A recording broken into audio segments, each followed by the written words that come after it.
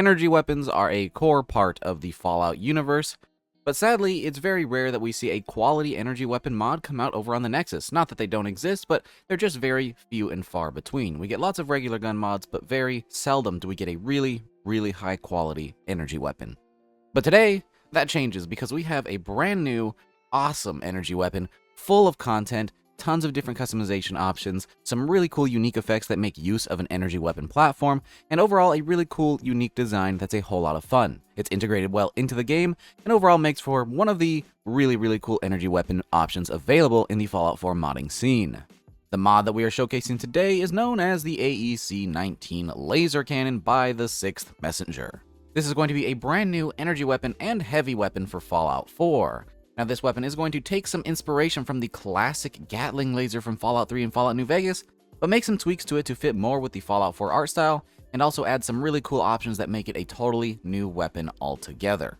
In its base configuration, this weapon looks like a cross between the Fallout 3 style of Gatling laser and the Fallout 4 style of laser rifle, offering the really cool green and yellow accents with the old school design. It's kind of a really nice combination of the two. But with some of the attachments available and some of the uniques available, you get some really interesting new configurations that are totally different and super fun and unique.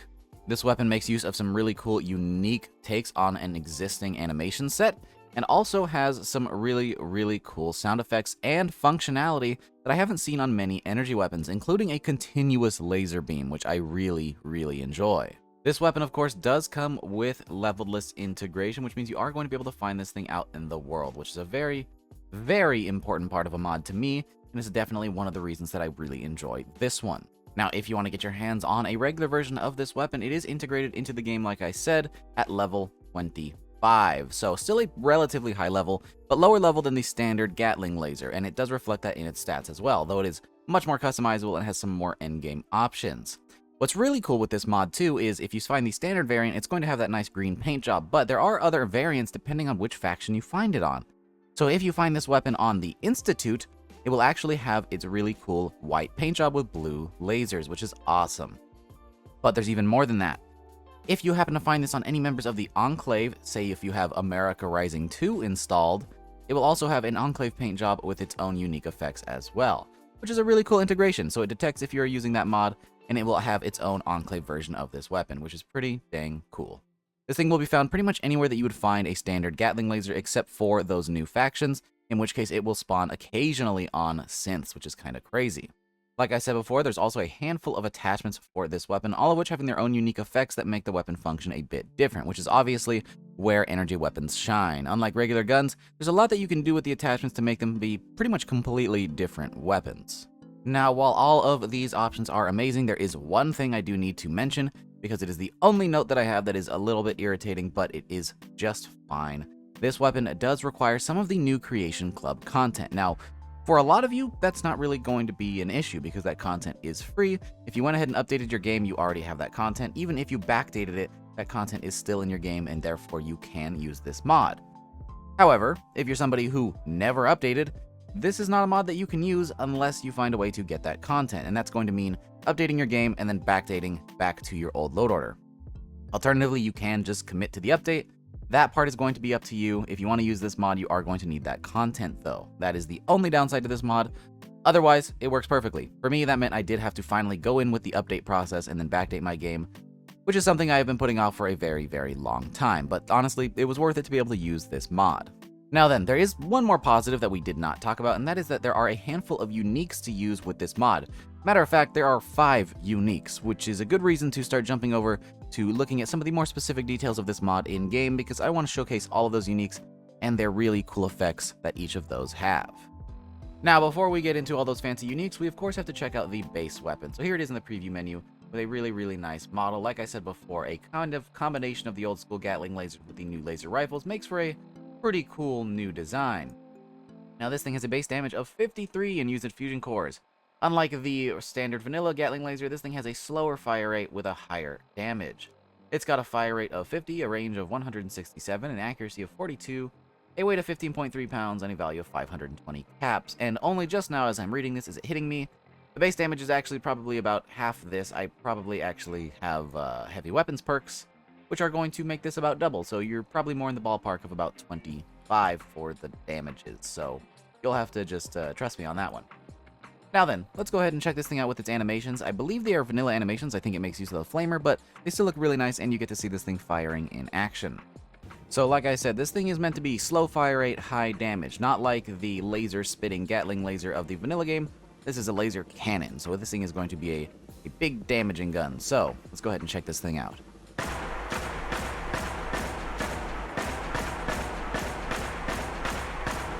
No iron sights, sadly, but this thing does work pretty dang well. Even if you aim kind of roughly with it, it still hits the target relatively easily. It's more of a spray and pray gun anyways, especially with the burst of multiple lasers, but it works just fine. And as for the reload animation,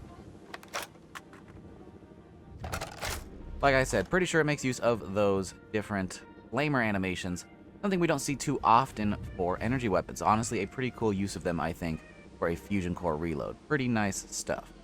Now then, like I said earlier, we have a handful of uniques to check out, so let's go ahead and get into that with our first unique, known as the Ark of the Covenant. This is going to be a really cool new design. It has some nice red on it, and it fires a continuous laser beam. Instead of the multiple shots, it is one beam that will just absolutely melt your enemies.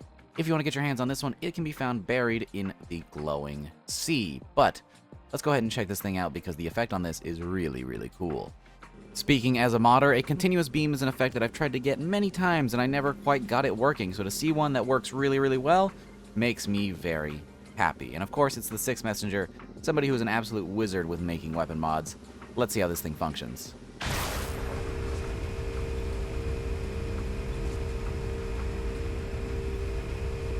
Honestly, I just can't stop shooting this thing. It's a lot of fun to use. Continuous laser beams are such a cool mechanic, and we never got to see that in Fallout before, and this looks great. The next one here is known as the Red Queen's Gambit, which is going to have a really interesting role as a heavy weapon. It has a huge buff to the chance to hit headshots in VATS, and it fires much slower with a nice accurate beam. So it's also going to do less damage to the rest of the body, or rather have less of a chance to hit it in VATS, so it's sort of a VATS machine. Whenever you decide to use this, you want to use it in VATS and aim for the head. Additionally, it does double damage with critical shots, and your critical meter fills 15% faster. It has more damage and lower ammo capacity. That is a lot of effects for one weapon, but the base of this weapon just means shoot at their head and use VATS. That's going to be the best way to utilize this thing, but you can also just use this regularly, though it might be kind of hard to aim with it since there are no sights.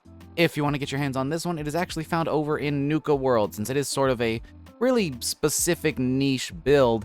If you decide to use this thing correctly, it is very, very powerful, so having it as an endgame location does make sense. If you head over to Nuka World and head to the Kitty Land, that is where you'll find this weapon.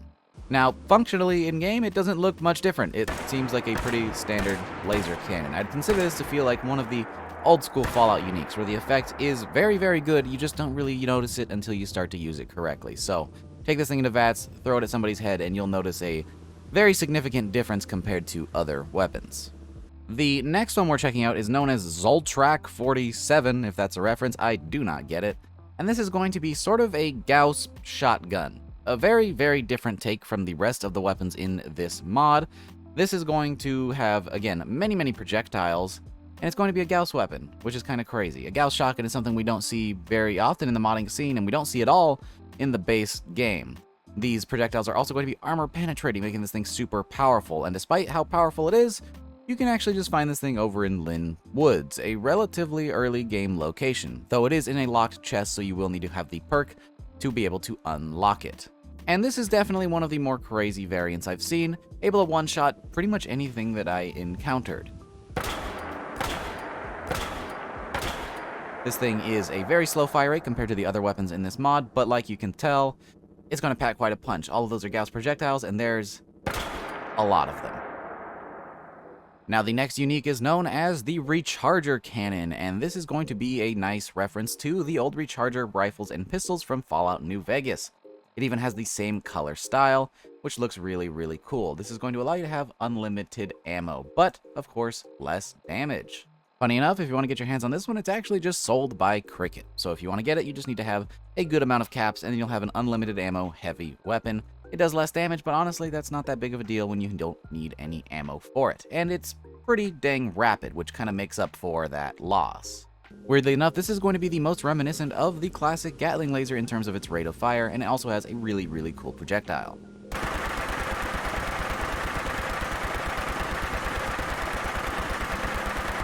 Honestly, I just really like the yellowy, orangey laser beams. They look very, very cool.